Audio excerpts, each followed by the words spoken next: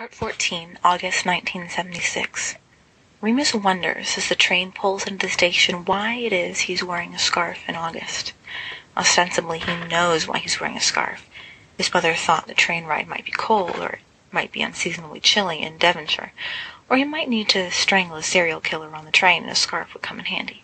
However, now that the train is pulling into the station and his mother is no longer winding it 17 times around his neck, rather more like trying to choke him than for protection against the elements and the unforeseen, but no doubt tragic future, Remus wonders why it is he's still wearing the scarf. A sense of loyalty, perhaps, or duty, or the fact that it smells nice.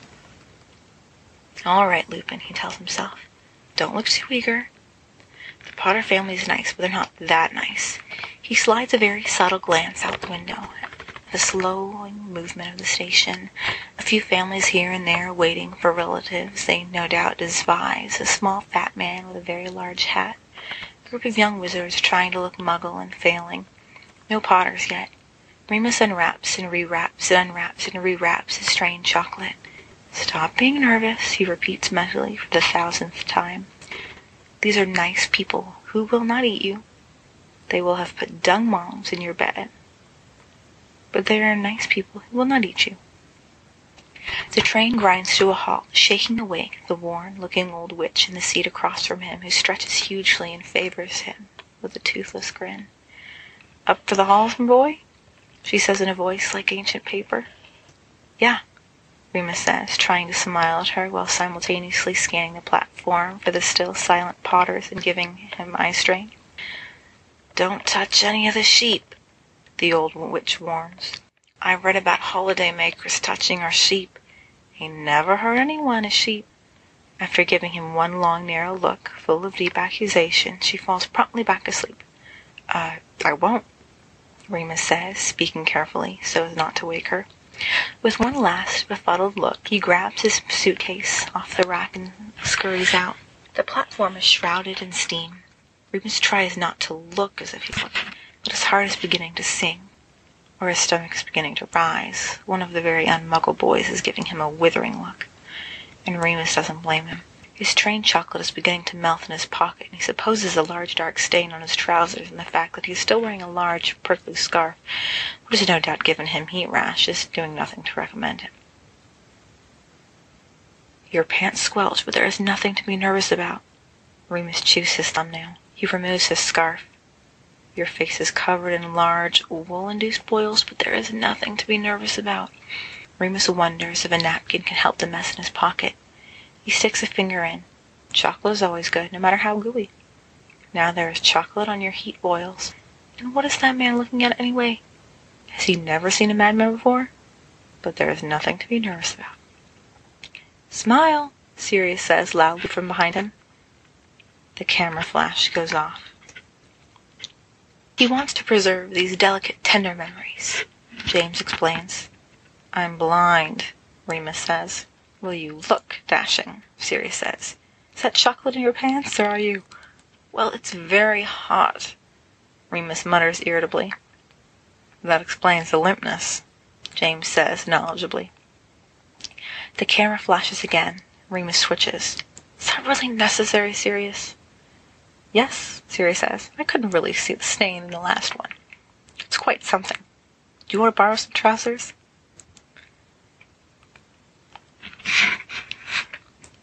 Are we going to be in public for much longer? Remus mutters. I can walk in front of your arse, James offers. Or behind it, I suppose, to shield it from view. Or have it all to myself. You'd look like a shirt lifter, Peter says and sniggers. Right, Sirius says officially. Let's not waste any more time in this cultural wasteland, shall we? Who's on the motorbike clutching my manly shoulders adoringly? And who's on the carpet with the Potters? I'm for not with my mum, James says quickly, raising his hand. I don't know, Remus starts, but then subsides. It's just James's parents. He doesn't need James to be around James's parents. Parents are easy. They can talk about literature and what has Remus been doing for the summer, and in half an hour it'll be over. There's more than he can say for this increasingly ill-advised visit. It's just my shoulders you want, Sirius preens, given the moments when they are yours are fleeting and few. All right, yes, we know, James says. You have a girl named Sophie who whispers sweet nothings in your ear in French all the night long. Good luck, old boy, but no one cares anymore. Sirius cups one hand to his ear. Is that jealousy, Mr. Potter? Do I detect its clang of discord in the otherwise harmonious summer air? I am not jealous, James says. I am merely perturbed she spends so much time licking parts of you I have seen during the winter which drip and get all sneezy. The camera flashes. Exhibit C. James Potter. Jealous. On the station. Sirius beams. Carpet, Remus says decidedly, hefting his bag and starting off down the station. They've been like this for the past 3 days, Peter says, scurrying to catch up. Don't blame them, though. She's, well, you know. Have you seen the pictures? I don't know, Remus grinds out. It's the truth, he doesn't. And yes, I have. He supposes that Sophie is indeed very attractive. He supposes that after all the fuss his friends have been making about girls since they first hit puberty, and before that pretending they already had, she's perhaps the pinnacle of girl, the ultimate bird, a triumph of the gods, and the singular goal of the adolescent male. He wonders if James stutters in front of her, and how often Sirius has tripped over his bootlaces to make her happy. He wonders if when they're out on dates people stare and Sirius puffs up like one of those blowfish, looking all spiny and unattractive. He wonders if Peter turns the color of good, bloody beets and starts spouting unfortunate pickup lines, a strange and somewhat distressing reflexive habit he's somehow developed. He wonders why it is that very attractive girls seem to send boys into such a flurry of distress and madness and inconsistency. Remus understands aesthetically that Sophie is no doubt the Venus de Milo of summer relationships. He understands that James becomes a flop-tongued idiot in front of girls, and Peter becomes oily and repulsive, and Sirius becomes disturbingly helpful, and understands that he himself cannot possibly understand why. They're just girls. They're people, only with breasts. They are often far nicer to talk to. That stain, Peter is saying, is really unfortunate from behind. James's parents are so unfailingly friendly and solicitous as Remus could hope for. Although he still finds James's mom vaguely intimidating, and his dad offers a vision of Remus's own future that is simultaneously frightening and comforting. They set up a bed for him in the living room, complete with teddy bear perched on the yellow pillowcase, the inclusion of which leads to a screaming row between James and his mother over Mrs. Potter's penchant for revealing the darker parts of James's childhood. I feel bad, Remus says, holding the bear stupidly at arm's length. Don't, Sirius says consolingly. He's not really embarrassed. Honestly, I think he's just afraid you're going to spill something on Mr. Toodles. He fixes Remus with a sharp look. You're not going to spill anything on Mr. Toodles, are you? I couldn't possibly, Remus says. Look at his dear little face. An almost silence descends. Remus can still hear James and his mother going at it, throwing meaningless household objects such as pillows and clocks at one another. At least that's what it sounds like. Remus imagines James's mother must have an incredible arm. There goes the salad bowl, Remus thinks, as something crashes and James screeches, and a dog 2 houses down begins to howl like mad. It's nothing like home. James doesn't remember actually fighting with his parents, just skirting around arguments and everyone feeling guilty but quiet. His mom and dad stopped fighting long ago. He supposes they think it isn't good for him. Instead, they talk quietly about money while he eavesdrops, and they give one another happy smiles over dinner, and while he feels sometimes as if they are all very fleshy ghosts, the happy smiles are happy. They all love each other anyway. So, Sirius says, apparently addressing the ceiling. Ah, Remus agrees. Where's my underwear? Peter calls from the guest bathroom. You'll never guess, Sirius whispers. With the dirty dishes, Remus replies. Bugger, Sirius says. How do you do that? Practice, Remus says. He's wondering what ridiculous piece of useless conversation he should fumble with next, when from upstairs comes the unmistakable sound of something enormous crashing, cannonball-like, into the floorboards, followed by a stunned silence. Wardrobe? Remus suggests. Truce, Sirius corrects, nodding sagely. Sophie is, as promised, the Venus de Milo of the summer relationship. graceful, slim, and impossibly lovely, with impeccable manners and an accent like dark chocolate that makes Remus think of all the Parisian cafes where Fitzgerald wrote, and which she will never visit. She even shakes hands well. Firm, good eye contact. Remus thinks idiotically. James, who has on previous occasions scorned the female handshake as the only universal delight of the fair sex, probably had a heart attack. Remus says, "So you're Sophie. Lovely to meet you. Sirius talks about you all the time." Sirius, who is standing about 2 inches behind Sophie, with his hand resting protectively at the small of her back, shifts a little and smirks at the floor. "So you're Remus," Sophie says, with a mysterious little hint of a smile that never seems to leave her face. "I could say the same thing, Though," she leans her head back to look at Sirius, smiling now, "you never said you were so handsome. Always." In a darker, more intimate whisper, only ostensibly to Sirius. "You leave out the most important things." Sirius mumbles something about not wanting to build up the competition too much and kisses her on the tip of the nose for rather too long. Remus shifts from foot to foot for a moment and wonders what he is expected to do in this situation. Finally, settling on staring out the window, as if something very interesting is happening in the bird bath. He is actually imagining birds being completely non-sexual with one another in the bird bath. The safety of birds. He doesn't particularly like birds, and sometimes gets an uncontrollable urge to chase them in circles around the curb, but birds have no snub French noses, and Sirius would probably never kiss one on the beak, unless dared to, or very much under the influence. "So," Sirius says, "what are you looking at, Remus?" "Birds," Remus replies without thinking. "But there are no birds," Sophie murmurs. "They've flown away," Remus says. "I was thinking about birds that aren't there." "It is very deep of you, Remus." Sophie says his name as if it has always been French. Which is, Remus recalls, generally the way French people say everything, as if it has always been French. Rému.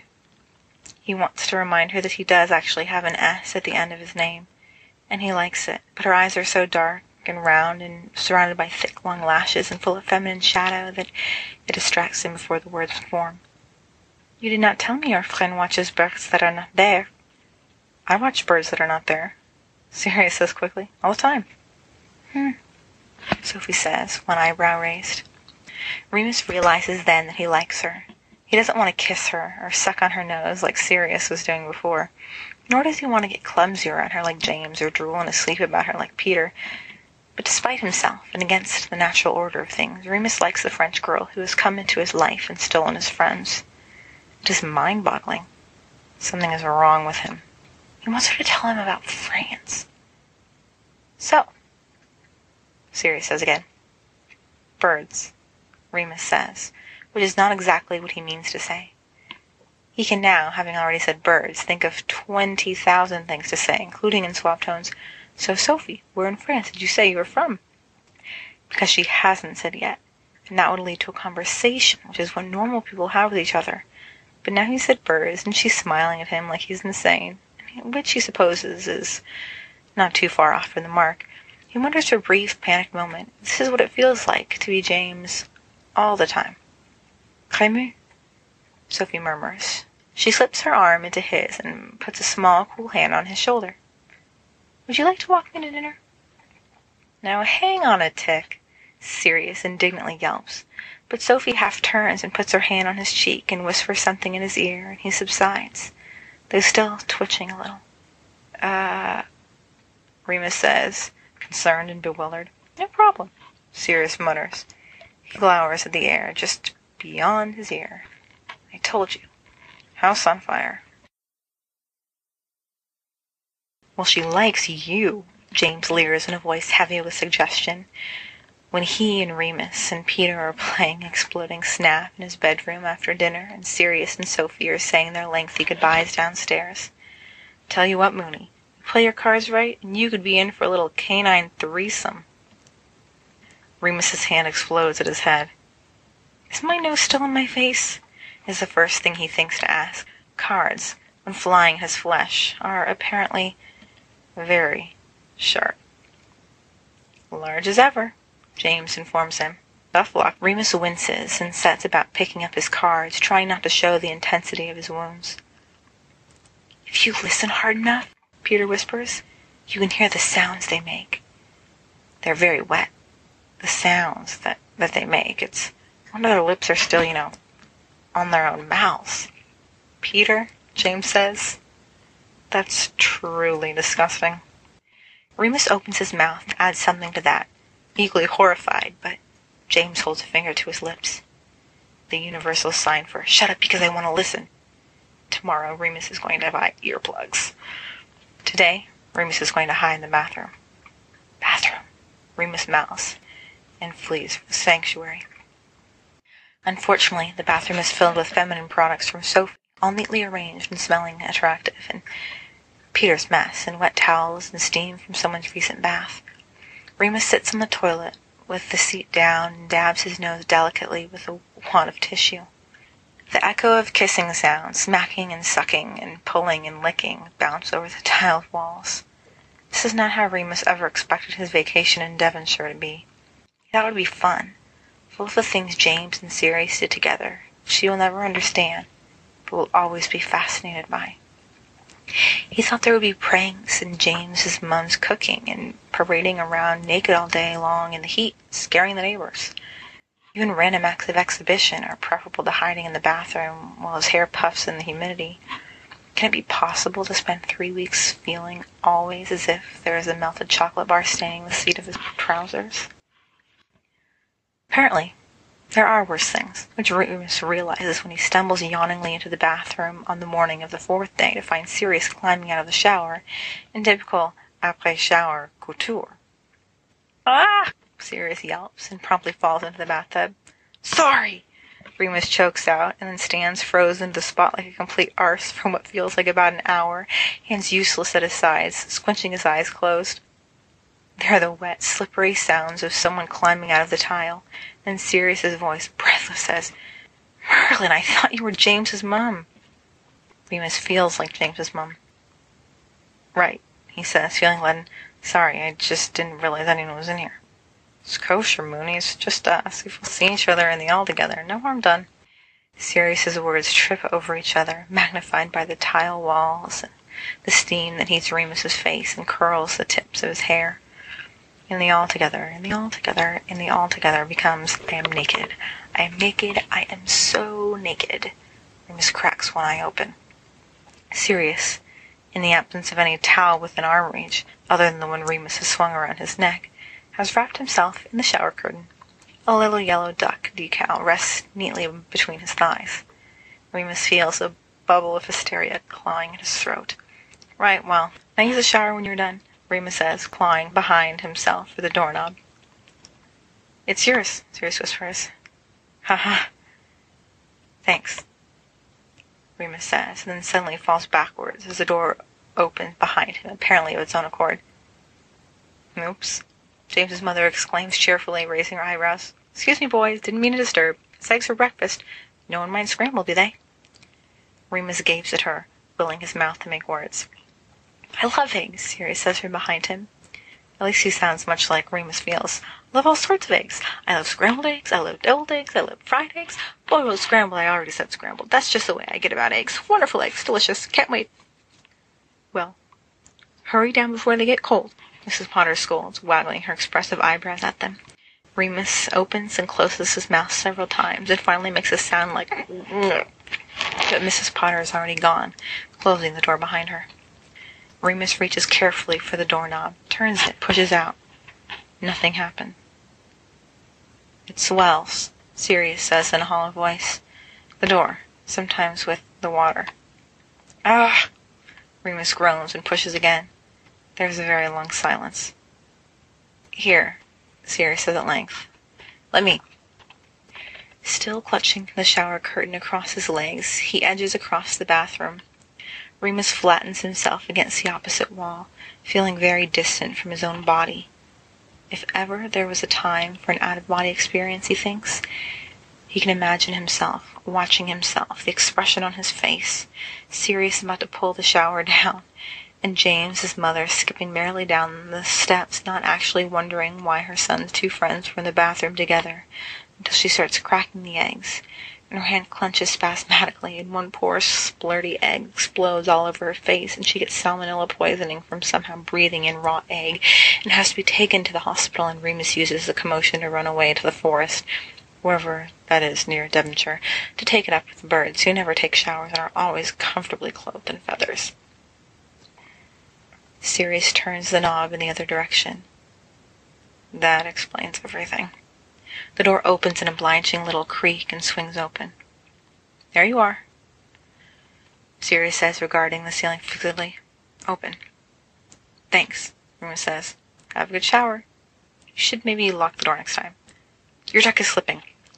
Without waiting for any sort of response, it would probably kill them both, he runs and hides under the bed until James's mother, who hasn't had the decency to go to the hospital yet, calls up that it's time for breakfast, and the smell of bacon manages to drag him away from the friendly dust bunnies, who love him no matter what dark stain is spreading over his rear end. So I think, James says, we should go swimming. I think, Remus's brain says, I should have you stand over me to behead me moments after I got myself the ritual knife to bring honor back to my family. Without Sophie, James adds. I didn't bring trunks, Remus says.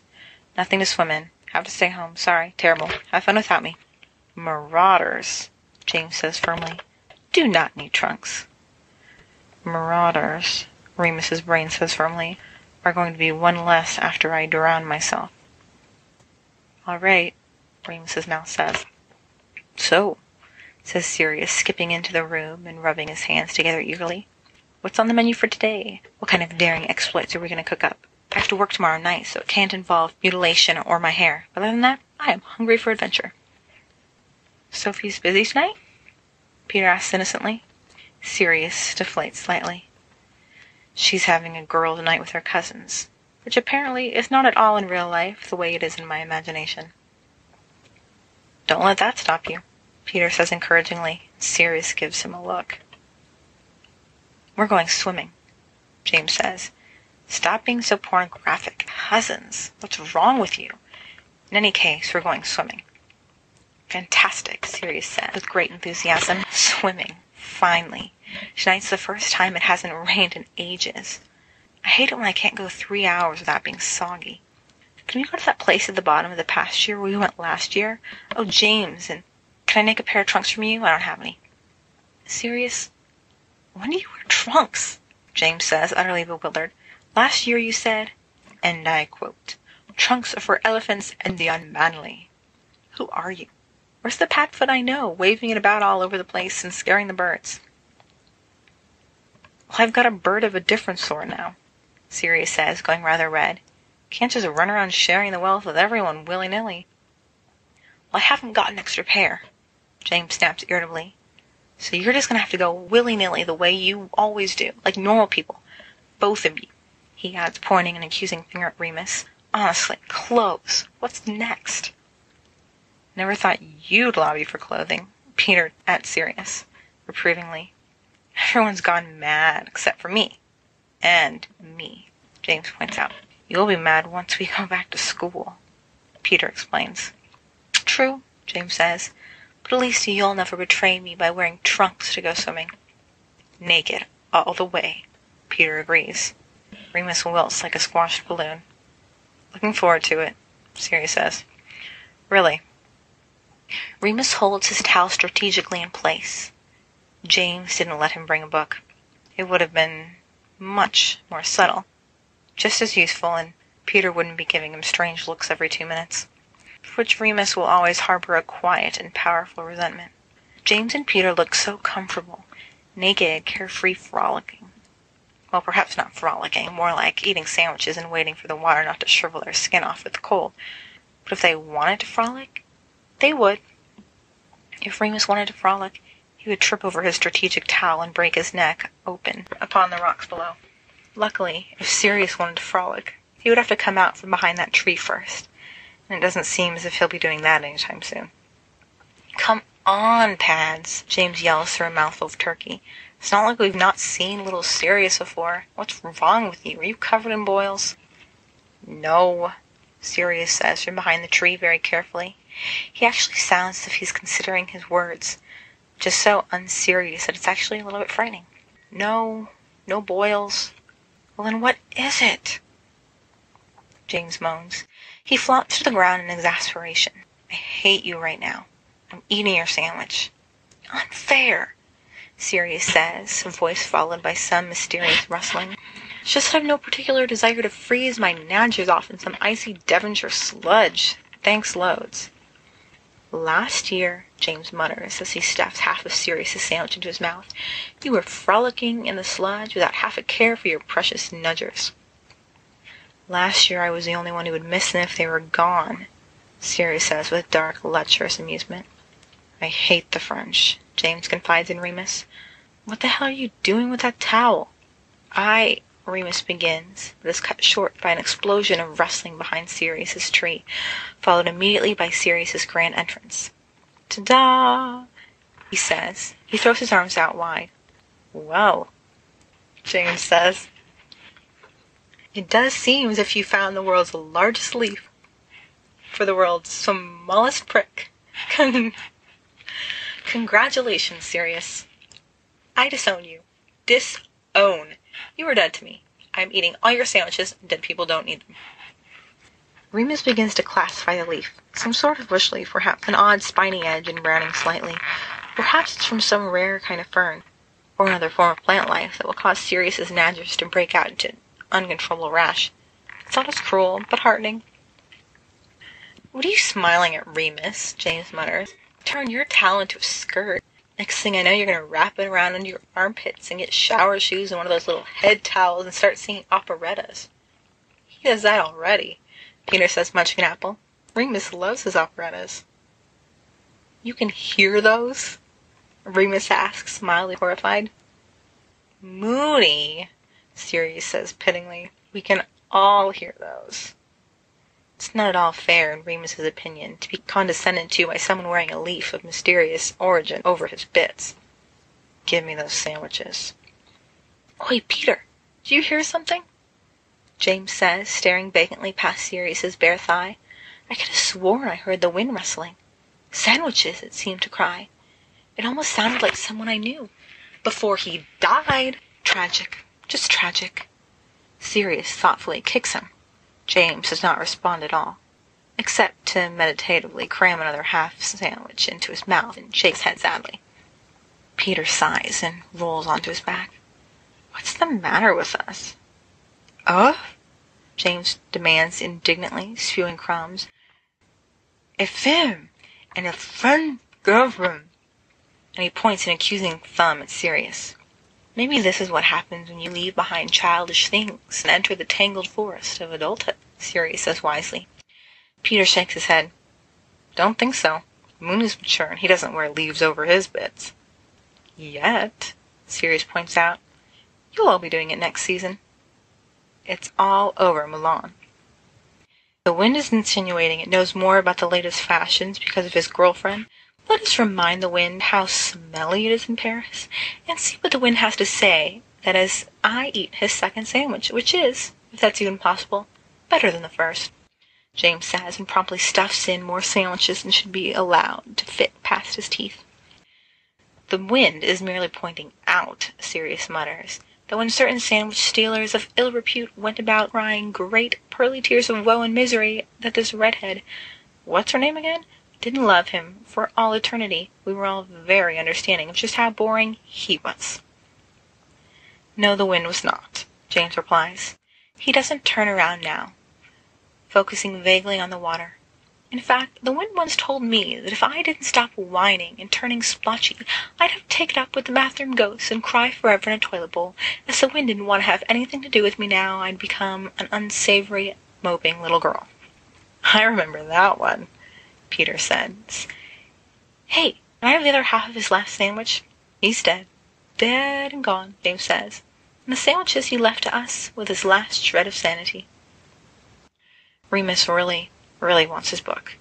When Sirius found out he had brought books with him, they went through the necessary motions, Sirius mocking him and Remus making a sly comment, but then silence again descended, and they coughed a lot, until James's mother came in to tell them that French Lass had shown up again. "Really," James's mother had said, "I just don't understand it.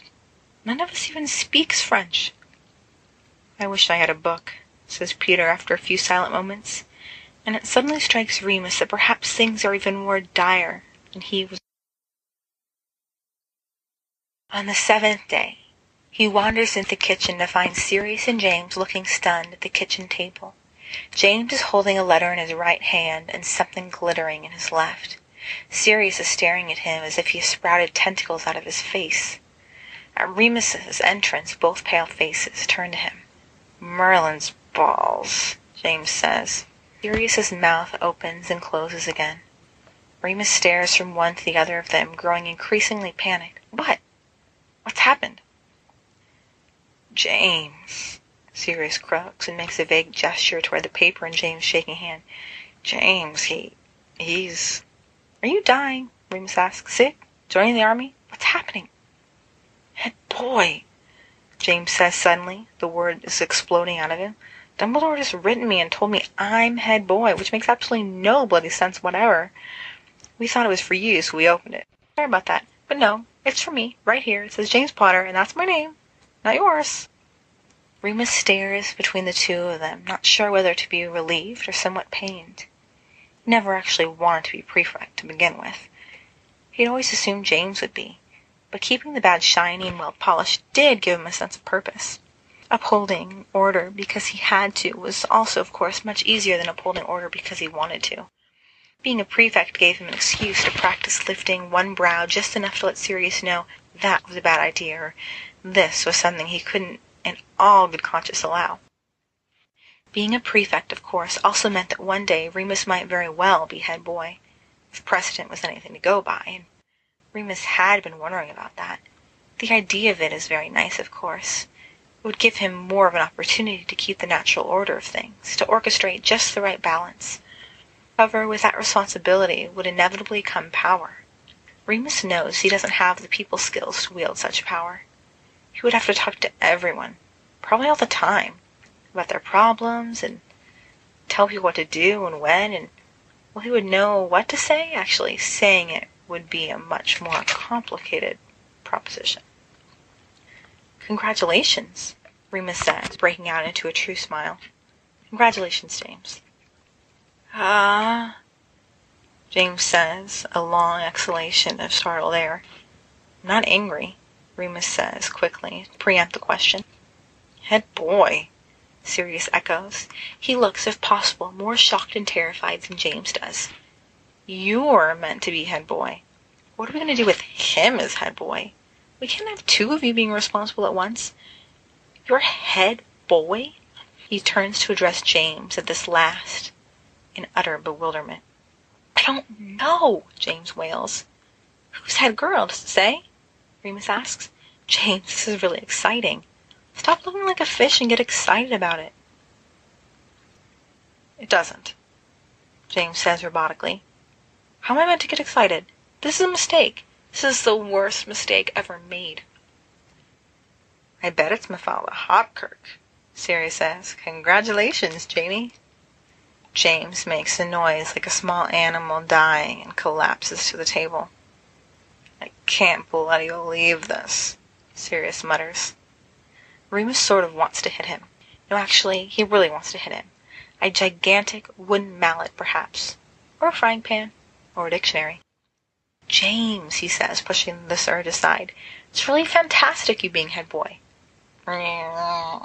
James says. "Just think about the work you'll get to do with Dumbledore, shaping the future of Hogwarts itself." "Ugh," James says. "And," Remus adds triumphantly, "you'll be able to take points." James's head flies up from the table like a shot. "Eh?" "You will," Sirius breathes, straightening up. "At your discretion. Any points you like. From anyone you like." "Well," Remus attempts, "it's not really your discretion." "Oh my," James says, a small evil grin curling the corner of his mouth. No. Remus says, backtracking. No, it's not at your discretion. It has to be based on logic. It has to be fair. It has to be sensible. 8 billion points from Slytherin, James says. Yes, that sounds good. No, Remus repeats. That isn't how it works, James. All hail James Potter, head boy, Sirius whoops, leaping up and giving a low bow. He's got the whole world in his hands. Remus makes a small dying sound. 8 billion points from Slytherin because Snape's nose is bothering me. How's that sound? Lovely. That's how. Merlin is like heaven. Remus scrambles for the letter. Look, he says, helplessly waving around. It says right here, this is power not to be abused. It's to be taken seriously, James. You're to take it seriously and with utmost expression of maturity. 8 billion points from Snivelus's nose, James howls gleefully. Remus wants to cry. Dinners are the most awkward times of all. Dinners with someone else's family, even when the dinner itself isn't exactly awkward, always feel awkward. Remus can converse with parents, and he can converse with his friends, but parents and friends together, and he goes rigid like a cranky clam until the food is eaten and it's time to offer to help wash the dishes. James's mother is at least an excellent cook, and the food is always very easy to busy himself with. It doesn't block out the sound of stilted dinner-time conversation.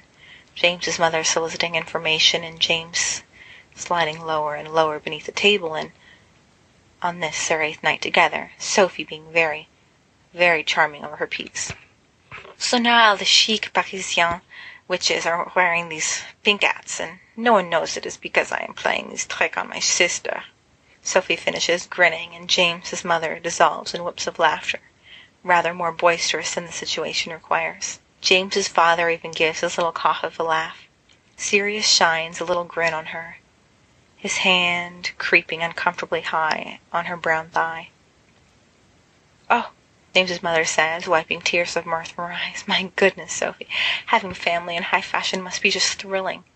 This household idea of style is putting a shirt on the right way out. And she fixes James with a stony glare. Mom, James says, in tiny murderous tones, slouching even deeper into his seat. There is a short silence. Everyone picks at the food. At last, Sophie again leaps in. This chicken is fantastique, Madame Potter, she says brightly. Everyone else chimes in hurriedly with mms and oh yes, and just delicious really. But eventually it dies down again, and the only noise is the clinking of cutlery and china and the occasional half-hearted Pass the bread, please, Peter says much too loudly, and everyone jumps. Remus passes the bread to Sophie. Their fingers touch. Sophie passes the bread to Peter. Sirius gives Remus a look. James slips beyond sight below the table, hits his head on the edge, and yelps from beneath the tablecloth. James! James's mother admonishes. James, what are you doing? I think he's hiding, Mrs. Potter, Peter says. He butters his bread. So, James's father says, Remus, I hear you like swing music. Yes, Remus says, I do like swing music. Well, James's father says, that's very good to hear. Tastes in our youth and all that. He does, James says from beneath the table, like swing music. Keeps playing it all the time when he thinks no one is listening. You're not the only one who gives me nightmares about Benny Goodman. Ah, Benny Goodman, James's father says fondly. These conversations are not going as planned. Remus has been watching Sirius's hand creep up Sophie's thigh as slowly as possible, so that he simply wants to take matters into his own hands. Well, not literally. What he wants to do is take Sirius's hand with his own and just put it on Sophie's rear already. Why beat around the bush? What is the matter with these people? How has he ever been able to stand them for prolonged periods of time? Can one person make eating one pea off a stupid fork seem so attractive? Remus would hide in the bathroom again, but all I can think of is Sirius's yellow ducky when he goes in there. His personal hygiene is suffering because of it.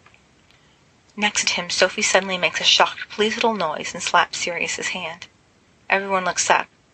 Sirius tries to look innocent and ends up looking evil. The tips of Mr. Potter's ears turn red. I've got to go to the loo, Peter announces and does. all seated and watch him go. Good peas, Remus says weakly. They are good peas, even if they do bring back painful memories. Everyone agrees. And delicious. What did we do now? James asks, sounding miserable. Remus pokes the campfire morosely. We could tell ghost stories, Peter suggests, but not with any real conviction. No, Sirius says.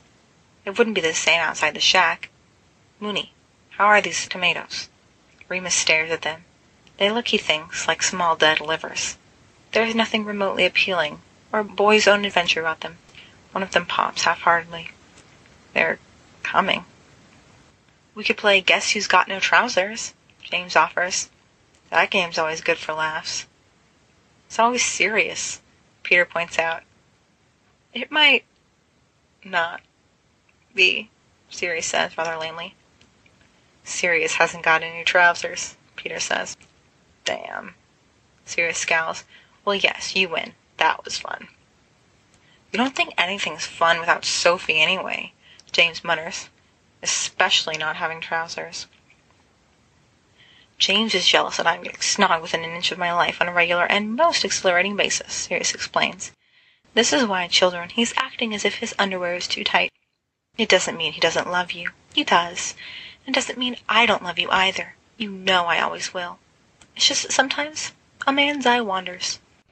I'll give you a wandering eye, James says, and launches himself over the fire at Sirius on the other side of it. Well, Remus says. He pokes the tomatoes sadly.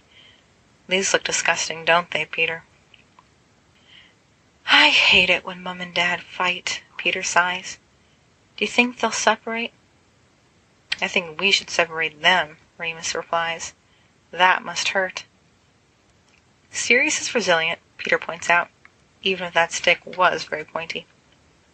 There is a sudden screech from the other side of the campfire, and Remus looks up in a panic to see that Sirius, in a particularly over-enthusiastic shove, has just set James's pants on fire. Oh, Gloria, Remus says, feeling the blood drain from his head. Fuck, Sirius bellows. He throws himself on top of James, who lets out a few muffled yelps of protest and beats ineffectually at Sirius's head. It's all right, Sirius yells. James, Bronze, mate, it's all right, I stifled it out. It was just my sleeve, James roars, spitting out twigs and socking Sirius hard in the abdomen. You utter epileptic. It was my sleeve and I don't deserve this, and get off me. I thought I was saving your life, Sirius snaps indignantly. That's gratitude for you. You pushed me in, James spits. I've had enough of this. Who's with me? Oh, Peter says, raising his hand high. Pick me. Right, James says. Peter. You, me, that tent. What are we going to do? Peter asks, wide-eyed. Sleep. Ignore the other half. Set Sirius on fire in the night. Yes, James adds, giving Sirius a warning look. Watch yourself. It'll happen when you least expect it. He grabs Peter by the collar and storms off to their tent, in a crunch of leaves and a flurry of burnt sleeve and the smell of ashy fabric.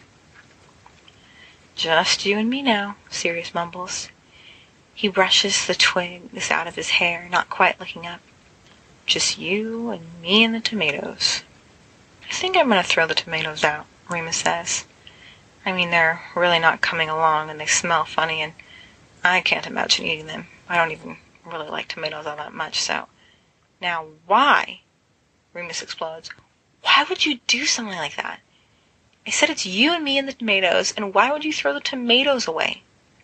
Remus says. Sorry?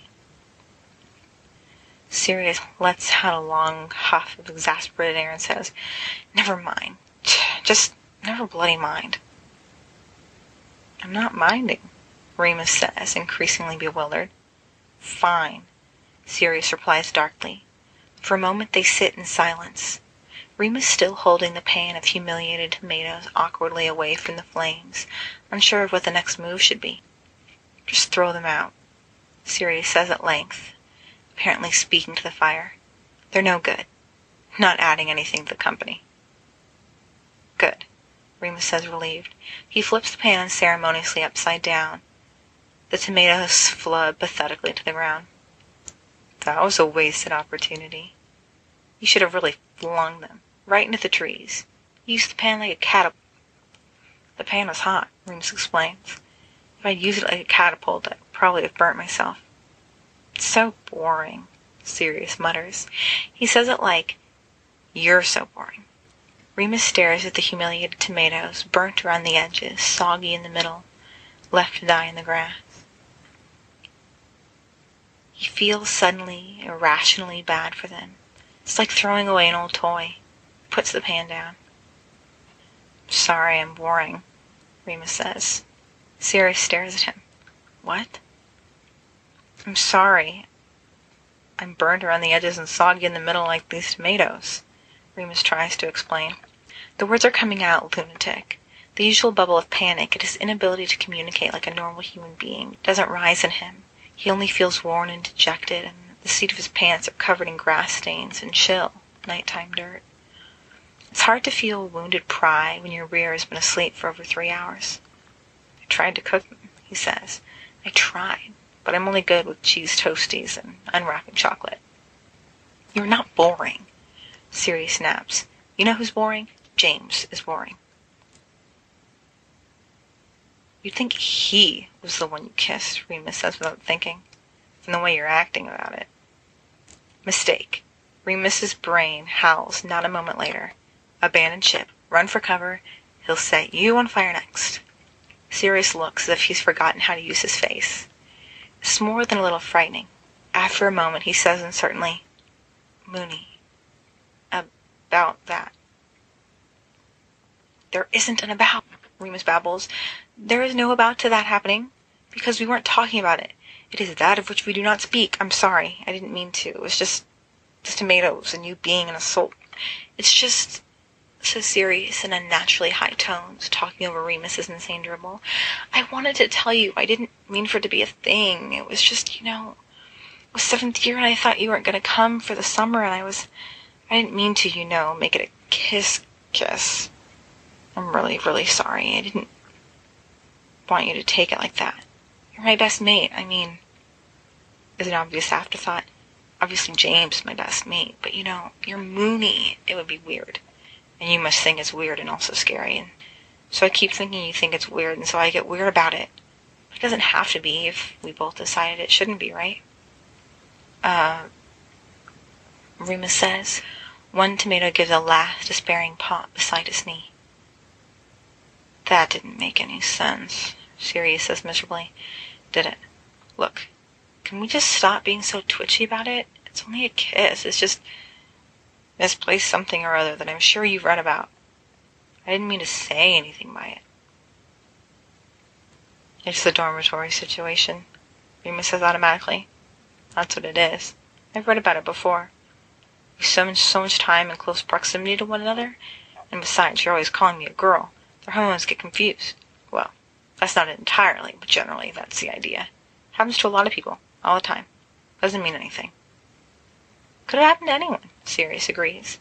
He looks relieved. Remus is glad they don't have to think about it ever again. Probably has happened, too. I don't know, not everyone, but a lot of people, right? All the time, Remus assures him.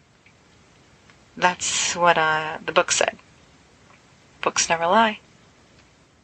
Based on meticulous research. That's a relief to know. Good job, Mooney.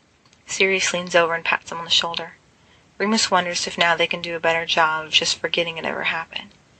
Does this mean he'll be able to close his eyes and go to sleep without being sure of the torture that awaits him, lurking in his innermost psyche? I'm glad, Remus says. I'm so glad. This has been so awkward. Sirius laughs nervously. Awful, just, really awful. And you see, you have a girlfriend, and she's very nice. That means that the kiss, it was just friendly, Sirius says.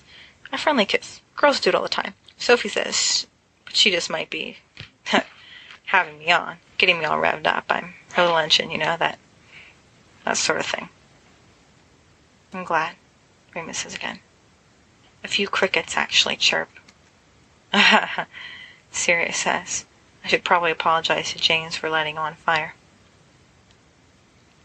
That would be good, Remus agrees. Yes, why don't you do that? All right, Sirius says, sounding like a man reprieved from the gallows. Thanks, mate. And no harm done, right? So now I can go starkers in front of you without you thinking I'm going to rape you? Remus says, absolutely. Naked as you please. Sirius gives him a roguish wink and then slips off into the darkness beyond the light of the campfire. Remus, feeling rather light-headed, collapses backward into the spiky ground and has only time to hope that no one else catches on fire because he's far too tired to do anything about it. And then he's an enormous goldfish bowl. Dumbledore is ice skating above him, singing an obscene song about sugar bowls and turning of various shades of purple. "Hello," says a huge squirrel that has suddenly appeared before him. Remus breathes and bubbles. "Would you like some birthday cake?" "Thank you, God," Remus says, overwhelmed with joy. "Thank you, God, for squirrel." "It's Lily Evans," James says. Lily Evans is head girl. He stares down at the piece of paper in his hand with Dumbledore's spindly handwriting squeezed in neatly across it. That's what it's trying to tell me, that I'm head boy and Lily is head girl, and we are head boy and girl, and we are doing it together. That is what it's trying to say, Remus, isn't it? Have I gone blind? Have I gone mad? Is this the end? "Dear Mr. Potter," Remus reads, "we are pleased to inform you that, as you already know, you are to be head boy for this coming term at Hogwarts School of Witchcraft and Wizardry. The head girl with whom you will be working for the benefit of all students in all years and all houses is Miss Lily Evans. It is encouraged that you come in contact with her before the end of the summer, simply to make yourselves better acquainted with one another and to plant the seeds of harmony for all your future endeavors." "Well," Sirius says, "it's going to start in 3... "What's going on?" Peter asks as he comes in looking rumpled. 2. "Any toast left for me then?" Peter says, when no one answers him. 1. "Lily," James moans, and moves to fling himself out the window. "Won't do any good," Sirius says, physically restraining him. "It's about a 3-foot drop." "Then just let me try," James groans, straining toward the window ledge. "I can't do it, Pads. I can't subject myself to the torture, the humiliation, the citrusy hair product smell. I can't. Not again. Not after last time." "Maybe things will be different," Remus suggests, feeling that optimism is probably the best policy to keep James from throwing himself into his mother's lovingly tended primroses. "Maybe she's had a lobotomy," Sirius says, hopefully. "Are we talking about Lily Evans?" Peter asks, rummaging through the refrigerator. "She really, really hates you now, right? I heard she went to Bath with Kingsley Shacklebolt this summer." James makes a sound like the end of the world. "Serious? If you were a good friend, you would just let death take me." "Your mum would have my head," Sirius points out. "Those primroses are like her children. Ugh, no biting, you tricky little bugger. Don't make me gag you." "Think of it as an opportunity," Remus adds. "Think of it as a way to spend more time with her. A way to show her what you're really made of. A way not to abuse the privileges of head boy." Secretly, Remus is thrilled. He hopes he's doing a decent job of keeping it from showing. "Look how happy Moony is," James howls. "My pain is his bliss, I know it." "Now, James," Sirius says, tugging him back to the table. "Why don't you sit down, let Peter make you some toast, and think rationally about this for 2 minutes? We can't have you getting a primrose rash." "I don't think those are..." Remus begins. "A primrose rash," Sirius presses, shooting Remus a look. "Right before you have to go back and prove your worth as a man to Miss Evans. Hogwarts head girl, now can we? That wouldn't do anything for our cause." "You can woo her with rules," Remus adds. "You can show her how seriously you're taking this." "No one," James points out. "No one is as serious as Kingsley Shacklebolt. He doesn't know what a joke is. It's always, 'I have a shiny bald head,' and 'No, it is not funny,' or 'Look how humorous my rippling abdominals are not.' Do you catch my meaning? I cannot compete." "It's true," Sirius points out. He has no abdominals. They don't ripple. They sort of droop. Some women find abdominals intimidating, Peter says sagely, pushing 2 slices of toast onto James's plate. James regards them disconsolately. I'm not hungry. And oh yes, he adds resentfully, many's the time I've heard a girl say to her mates, now you know what I hate? Is stomach muscles. Why can't I find a weedy Quidditch bloke to love? And oh, do you remember how she already dumped me? There is no light here. All is blackness and despair. Rules, Remus presses. Dignity. The not taking of 7 billion points from Slytherin for imaginary offenses. Did I steer you wrong last time? Last time, James says bitterly. What, you mean the time I got dumped? That was so incredibly far from being my fault that it is almost painful to explain, Remus says. He has a point, Sirius volunteers. Yes, James says. He lifts his head. He fixes his scary, weedy Quidditch bloke eyes on Sirius. I remember whose fault that was, actually. Blame Snivelus, Sirius protests. Oh, James says. I blame him too. James's muscles coil. He presses his palms against the tabletops. Sirius begins to back away slowly, unsteadily, trying not to make any sudden movements. Now, James, he attempts to placate. We've been over this. You'll get her back. Pip pip, the good ship James Potter sails on. Just a bit of a leak down below. That's easily stopped up with some cork, and soon enough she'll be able to ready for stormy weather and all that. Yow. Sirius flees, James hot on his heels. Somewhere in the living room they are about to break a lamp. Well, Peter says, that's lucky. More toast for us, eh? It is really, really nice kissing Sophie on the mouth. Sirius often thinks during a lazy, sun-drenched afternoon like this one, that he could really spend days like this, just kissing people.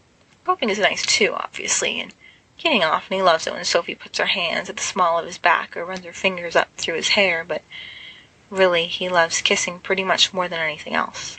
And he loves kissing Sophie in particular.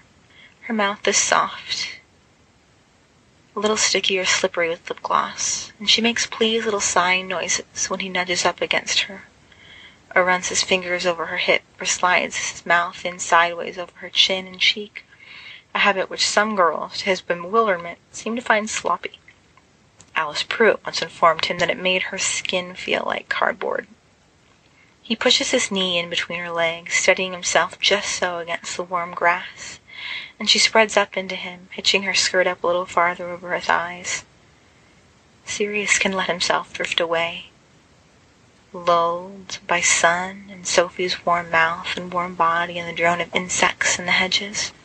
He can think of how nice it is, the way her hair curls up around his fingers in the sweaty heat, and the way her long, slim hands smooth over his shoulders and back and move to scritch the back of his neck, and how sharp her nose is when she turns to catch his lips again and it digs into his cheek.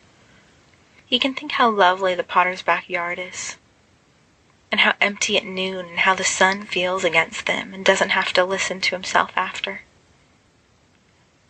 When he murmurs something into her mouth without even really paying attention to what it is, until the word, caught between their lips, starts with a re and ends with a mus, and Sophie pulls back. Cheeks flushed, tanned from all the summer sun, her hair forming a canopy over their faces. That is so funny, she says, as cold, heavy rocks settling in the bottom of Sirius' stomach. I was thinking the same thing.